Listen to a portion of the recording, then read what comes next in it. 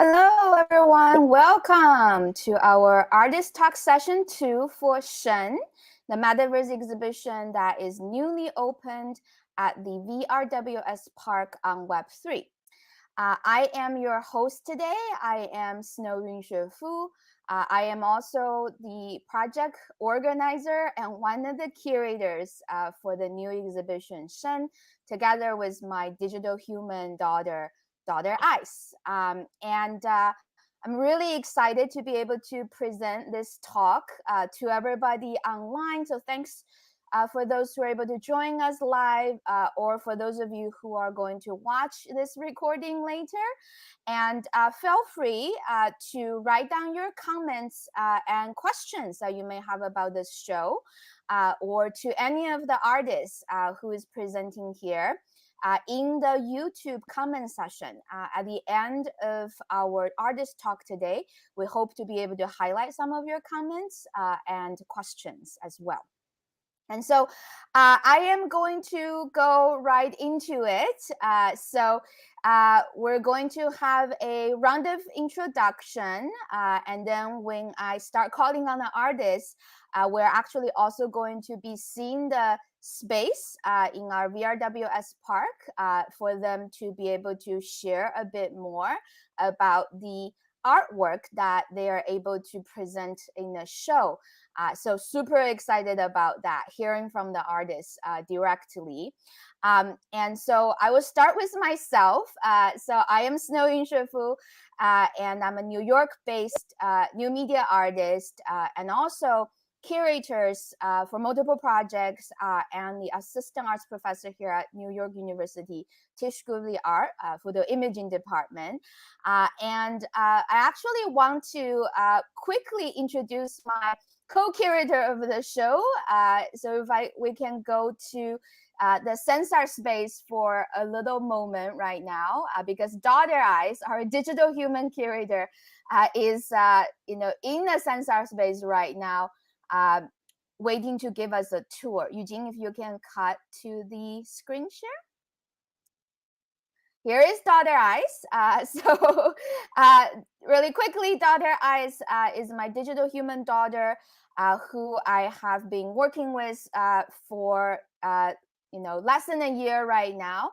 And she's been doing a lot of different things, exploring. One of the other recent things we did was that we opened up a Metaverse home for her, which is also connected in the WSPark space. Thank you, Daughter Eyes. Welcome back to you. Wonderful. If we can go back to the face screens.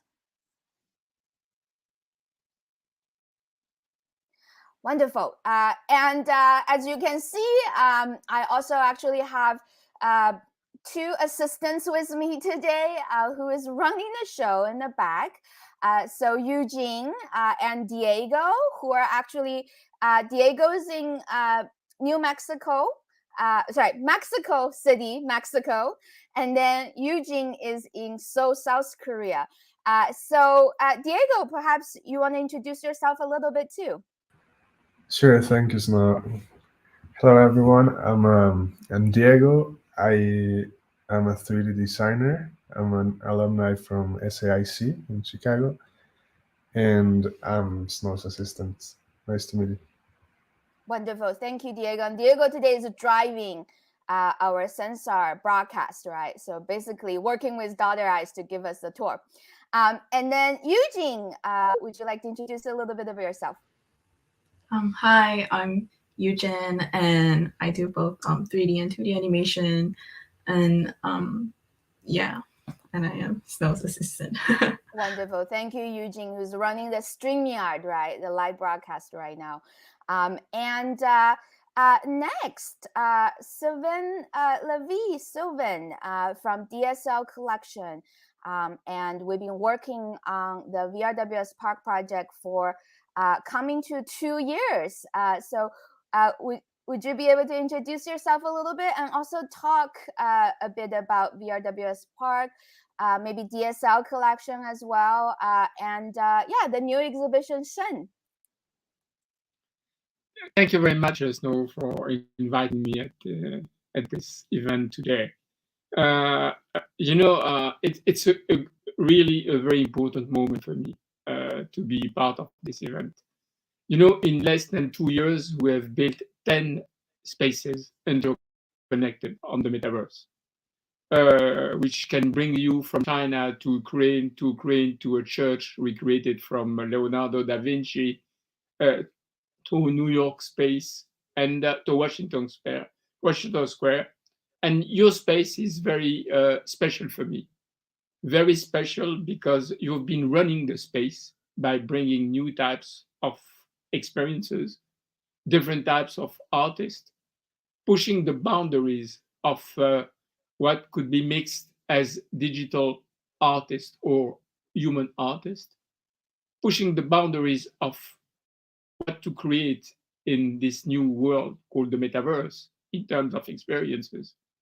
And I think that this experience, that particularly, you are really pushing even more the boundaries. I think it's for me, the most complete exhibition that I've seen dedicated to art on the metaverse. And really, I would like to thank you, everyone, to have, I shall say, participate to that. You are making history, and perhaps, and I will really tell you why. Because people are questioning the metaverse, even if the metaverse has not been already existing. But what is sure is that we will have a life in this kind of Web 3.0 and in the metaverse. And what you're doing today, if Sansar allows us, naturally, in 10 years, we will be able also to, I shall say, visit this exhibition. You're making a timelessness exhibition, which is incredible. And what I like in this exhibition, Snow, is that you put on the table the ideas family, familyhood, the idea of digital identity, the idea of inheritance, the idea of craft with incredible artists. And once again, thank you very much for helping us to create a cyber flannery space where we will stroke with you, we will, I should say, walk with you in the park and visit with a huge pleasure all these works. Thank Thank you, you, Snow. Sylvain, for that. That's very nice to hear from you. So a little bit more about the exhibition. As the audience can see, we are also sending the links in the YouTube chat right now. So you can, check out the WSPark's Linktree page. Of course, you can check out the current exhibition Sheng on Web3, on Sansar. And also, this is actually the first, even though it's named Session 2, of 3 artist talks. And so we're so privileged and happy to be able to bring the artists in, like today, and hear from them a little bit about their work, and maybe what they think about the show too, and who they are, right, as well. So, all of the links are in the MailChimp link that we also shared, and also the upcoming talks as well. And so the next part, right, I'm actually going to call on our 4 artists, our 4 stars today. And while I call on them, we will also simultaneously be looking at their artwork installation in Sheng, in WSPark. So Eujin, if you want to cut to the park, and I would like to actually start with, just let me double check the order of the calling so that I don't make a mistake, right? Suki, we'll start with Suki. Hello. Hi, feel free to introduce yourself a little bit, Suki, and then tell us also a bit about your work. Okay. Hello, everybody. I'm Suki Violet Su. You can just call me Suki. And I'm a visual artist used to base in New York. Now I'm trying a different lifestyle as a digital nomad around Europe for now. My works incorporate Eastern and Western cultures, religions, belief, and I usually combining a variety of like a lot of medias, including 3D digital art, graphic design, photography, and conceptual films. So this collection is called Skin Sequences. It's inspired by animism, Oriental myth and legends, and classical totems. It's an experimental mixed media art project. And for these pieces is called Skin Sequences Eastern Philosophy because the inspiration is from a Chinese mythology of Zhou dreaming butterfly. And for the people who don't know about the story, I just like quickly briefing it. So Zhou, he dreamed he was a butterfly and he's just super happy and flying around between different flowers. And then suddenly he woke up and there he was, solid and unmistakable himself. But he didn't know like if he was the Zhou himself or who had dreamed he was a butterfly or a butterfly dreaming that he was Zhou. So between Zhou and the butterfly, there must be some distinction. This is called the transformation of things. So if we deep digger into it, so there's this no difference between the universe and I, both of whom set up the united existence, which is inspired me this work. As you can see, the butterfly, of course, the shape of it, and it's also like the pattern. It looks like a pattern from the flower, and the Chinese character in the middle is dream. It's also like between the reality, like who are we really are. Maybe sometimes I'm thinking like maybe every single individual of human is actually one. All human. We are just different thought and creating our individual ourselves. And the human face served as a window for resetting and expressing emotions and the metaphysical universe.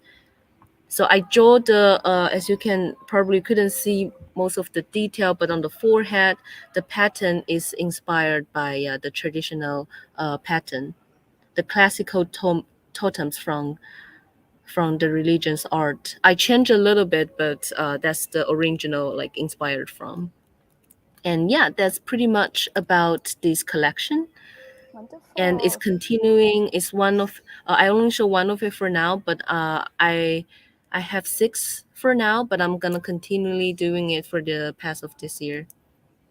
Wonderful. Thank you, Suki, so much.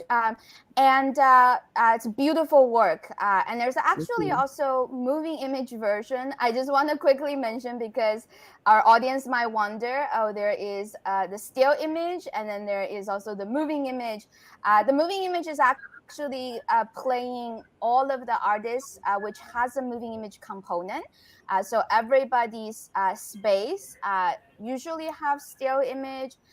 And then also the moving image kind of. So wherever you are, you can stay around a little bit and then see the artists if they have a moving image component in their work as well. So we're also working a bit with the constraint of metaverse spaces in that case.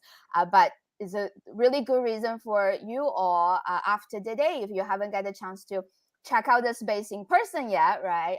Which is on PC computer, right?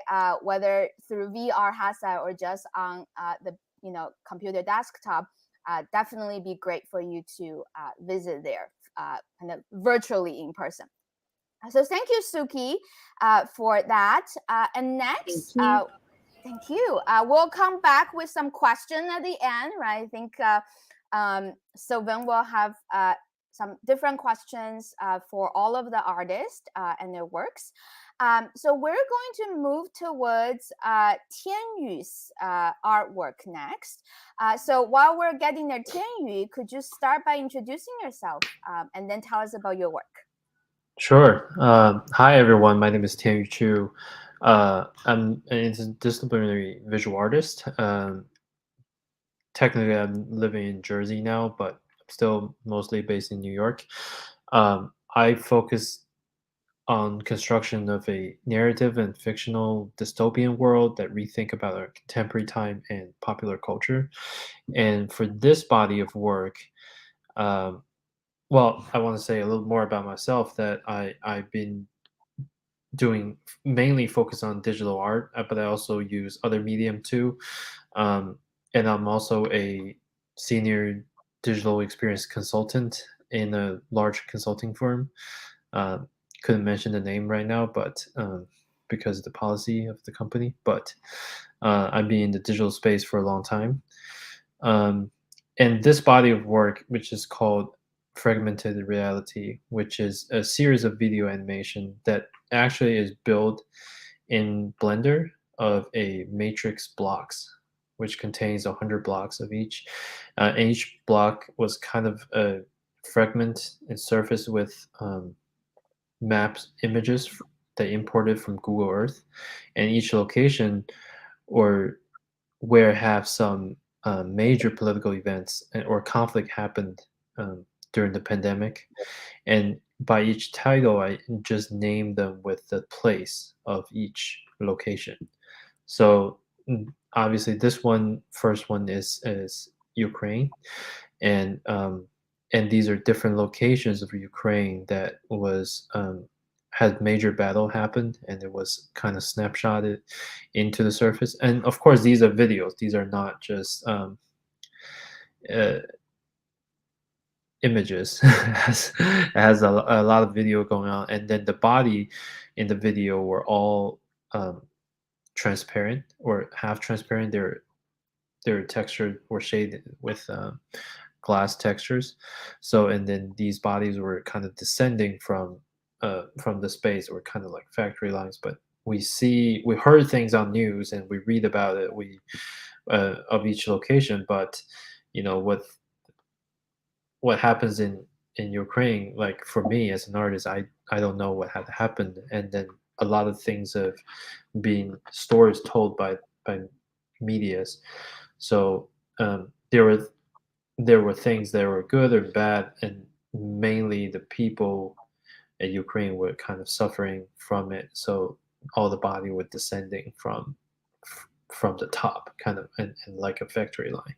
So and what I'm trying to describe in this world is that we're all kind of embodied by the fictions that created or we heard to tell us what is the truth and what is not, and mostly it's all just a fictional world that's created for us. So I think that was my main point for this work. Wonderful. Thank you, Tianyu, so much for yeah. sharing about that. Yeah. And definitely check out Tianyu's moving image if you're in the exhibition, because they're really beautiful. They're different kind of blocks. And in some ways, I think it's interesting to see the other moving image we're kind of having a dialogue with, right? The work that is being screened next to, right? So because I think there's kind of some interesting overlap that the different works have with each other in that way. So thank you, Tianyu. And next, we're going to go to Yuge's place. And while we're going there, Yuge, could you start introducing yourself first? Sure. First, just want to thank you again for having me as part of this exhibition. So my name is Yuge Zhou. I'm a Chinese-born, Chicago-based visual artist and filmmaker. My work addresses rootedness and longing within sites of urban spaces and transient encounters amidst the rush of contemporary life. And I create immersive video installations through digital collaging and sculptural reliefs for gallery and museum spaces. And I also create experimental film shown in the more traditional black box theater setting. So this work that is showing in this space, which is actually one of my first Metaverse exhibition. It's really exciting. It's called The Moon Drawings. So the backstory, about the project is that so the end of during the end of the 2019, I was working on a 2-part video series called When the East of the Day Meets the West of the Night, for which I was intended to film the sunset and sunrise and moonset and moonrise on the opposite sides of the Pacific Ocean in China and America. So I finished the first part of the project, and I was about to go back to China to film the moonrise in Beijing, but that's when the COVID pandemic happened and the travel ban between China and America took place. So I was not able to travel back to China, and I decided that that I'm gonna create a project with the intention of bringing the moon down to me here in Chicago. As you know, people, I'm sure people here, the Chinese, the Chinese people probably know that in our culture, the moon is a carrier for human emotions, and the full moon symbolize family reunion. So this work is kind of conceptually is about that longing for family, and another inspiration for this project is also a Chinese legend of Han Dynasty entitled "The Lake Reflecting the Divine Moon," which is about the Han Dynasty Emperor Wu Di had a terrace built in his palace park to yearn for his lost love, and he named the terrace Fu Yue Tan, meaning from for viewing the moon from above. But you know, to view the moon from above, the moon had to be reflected in the water. So the emperor added a lake at the foot of the terrace.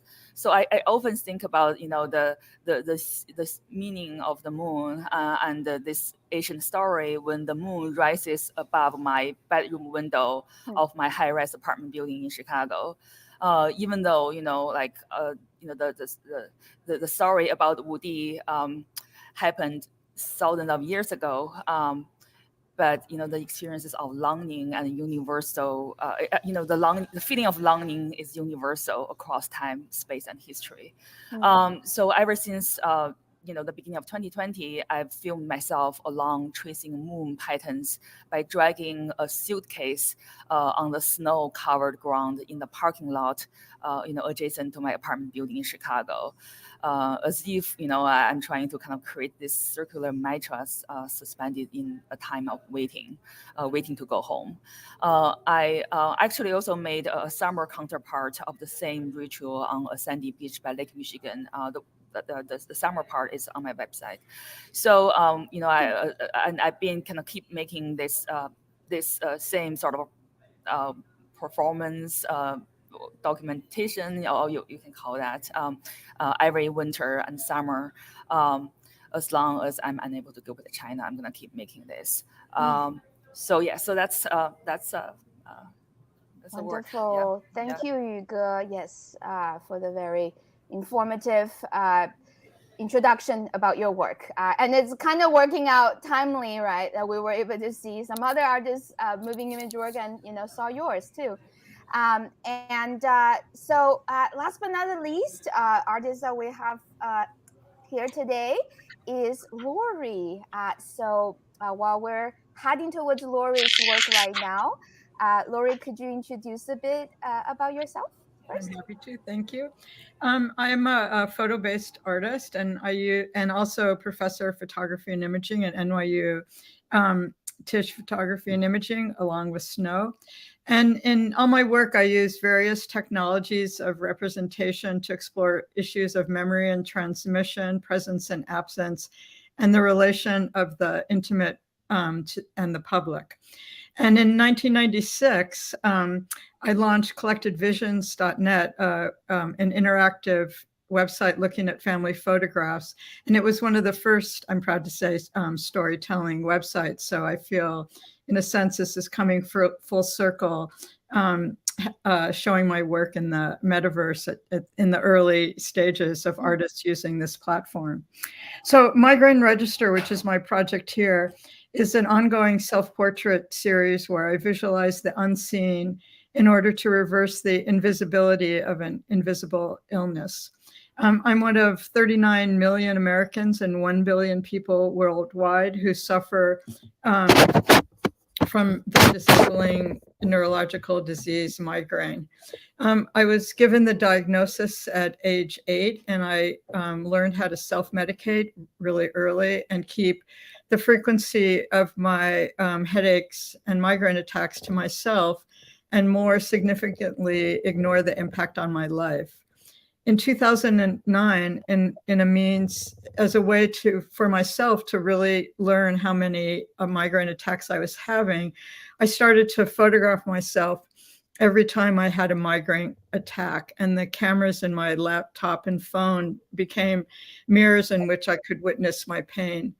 I started using, Photoshop, and this quickly turned into an art project as a way to think about how could I express what it was like to live with migraine.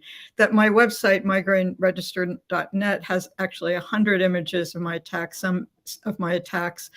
some manipulated, some not. And another reason I love the idea of this project existing in the metaverse is because I often lose myself in my computer as a way to cope with pain. Whether it's working on my images in Photoshop or surfing around, I, in a sense, feel like I leave my body. So it's really made me think about how living with a disease like this, I often feel like my body is not all mine, and I'm at war with this demon called migraine. And I really look at this project as not being just about me, but also as something to raise awareness about living with invisible disabilities and invisible chronic illnesses. That's beautiful. Thank you, Lorie, and thanks everybody. And I, just want to quickly highlight, all of the different projects that was shared, here today have such a depth in terms of the complexity of human living, right? And how kind of mediated through, technology of, various sorts that kind of broaden the conversation, right? Making it visible, more visible in some sense, or, in Yuge's cases, this kind of, beautiful ways of drawing, right? The moon on like a snowy ground, kind of, highlights this kind of, yearning towards sort of a connection to another place, another country that is very kind of hard to travel to, right? And for Tianyu sense too, also, looking at the globe and how, we get news, information about other people's life kind of mediated, right? Through, views, political agenda and all of that. And then in Suki's sense, right? It's really kind of this kind of like thinking on, what's reality, right? And in some ways, I like to think of the metaverse space, Web3 space, also kind of as a dream, right? Where it reflects our world and our life, but it could also be different, right? Or maybe even impossible. We will have a little bit of time at the end to hear from Sylvain. I think Sylvain have some questions, but I want to quickly just highlight it. I also put another link into YouTube, which is actually the exhibition's essay. The lovely media theorist Natasha Truk, who's actually going to join us in the next talk, have written this beautiful article where highlights actually all of the artist's work in the frame of Sheng, the exhibition. Sheng, really quickly, is the Chinese word for, life, living, birth, and lives. And so that is sort of the framework in which we are, looking at, right? Even have maybe digital doubles in a sense, or digital offsprings in a sense. But Sylvain, if we can come back to you, while Dr. Ice is probably going to bring us, to some other places in the exhibition. would you like to ask some of the questions to the artist who's here about their work? Yeah, I would like first to ask a general question to everyone. Why have you done this exhibition on the metaverse? Do you think it's very different to exhibit in the metaverse than to exhibit into shall I say a normal space? And are you ready to work more in the future by having this two types of exhibition, the traditional one and one dedicated to the metaverse? Any artists would like to take on that, feel free to jump in.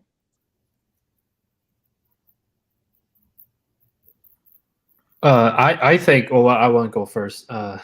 So I think I would. This is my first time exhibiting in Metaverse too, and I'm really excited for it. And thank you, Snow and Sylvain, to make it happen. I would love to work in this more because this this digital space that really, to me it kind of like, I'm a gamer too. I play games, and to me it really represents another space and time, and kind of in parallel with where we're living right now. So I think there are a lot of room for exploration. I would like to even have more, because my stuff is built in 3D too. So I would be interested in building like the world, the narrative world I keep talking about in the metaverse, and more integrated into the metaverse too. So yeah, I'm really excited about this. Wonderful. Thank you, Tianyu. Yeah. Any artists would like to take on? Oh, beautiful. We now have Lorie's moving image also on at the same time that we're looking at her space. So yeah.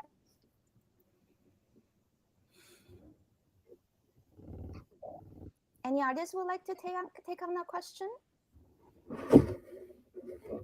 I think it's actually a really interesting way, and it reminds me of early web too, of when at first it was not that accessible, and then it exploded. So I think it's going to be really exciting once, for Mac users like me, we can enter the metaverse on a Mac, but that also that it becomes more commonplace and another, more democratic way to look at art. For sure. And on your comment on Mac, Lorie, that's actually really interesting because, Apple Computer may be releasing their VR headset right in June. So, we're waiting for the technology to develop for sure. So yes. Yeah. And I know that our time is almost coming to an end. If there is any kind of final thoughts, any artists would like to share, or Sylvain, if there's any final, comment you would like to share, it's been such a just pleasure and honor to have everybody here and able to share about each other's work. If I can just give you summarize my state of mind after listening to the artist. First, after listening to the artist, I will naturally go back to the VR space, and I will look at the works also, perhaps differently. But what I like very much is all this. All the artists are putting on the table issues about humanity, about what is real and what is truth and what is false. And it's very interesting to bring emotion, humanity, to bring tradition in this new world, which is the world of the future. And I think this is, for me, the most important thing today. If we want Web 3.0 not be like 1984 2.0, we have to have artists like you bringing inside this type of subjects with their artworks. And I think that you are really a great example of how, I shall say, art can make this new world in which we're entering much more human. Mm-hmm. Thank you, Sylvain, for that beautiful conclusion. we're coming to an end here, and I want to just quickly also highlight in the comment, Mary Ann was able to share beautiful work, everyone. Congratulations. Yeah, really lovely to see your work installed in this way. And that actually also bring me, we do have 2 more artist talk sessions coming up. So our next session is going to be in 2 weeks, also Saturday at 12 p.m. New York time.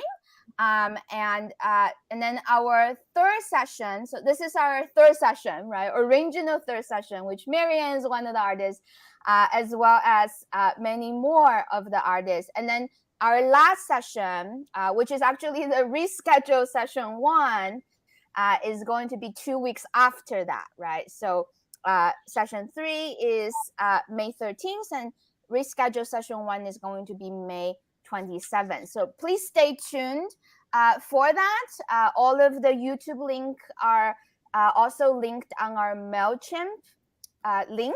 So feel free to go into that, and then you will be able to get YouTube, your YouTube link. And all of the links are, of course, on my social media and on my website, Snow Yunxue Fu. So feel free to access the link that way.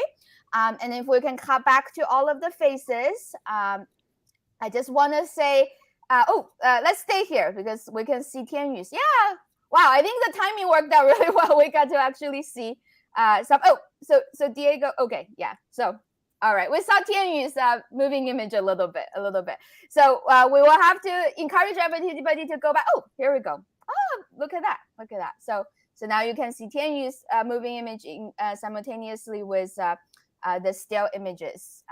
Look at that beautiful animation work, right, too. One of the things I'm really proud of in terms of installation design, we can make everybody's image and moving image and objects really big, right? So that's something that we can certainly do in the Web3 space a little bit easier than maybe in the physical exhibition. So wonderful. So I think we can move back to our faces. I just want to say a final congratulations to all of the artists, Dr. Isis as well. Congratulations to all of the artists. So if we can cut back to the faces, thank you. Suki had to go because of the time, but thanks for everybody who stayed till the end. Everybody please check out the rest of the show and also the rest of our artist talk coming up. Hope everybody have a good rest of the day. See you in the metaverse and physical life. Bye. Thank you, Snow. Thank you, everybody. Thank you all. Thank you. Au revoir.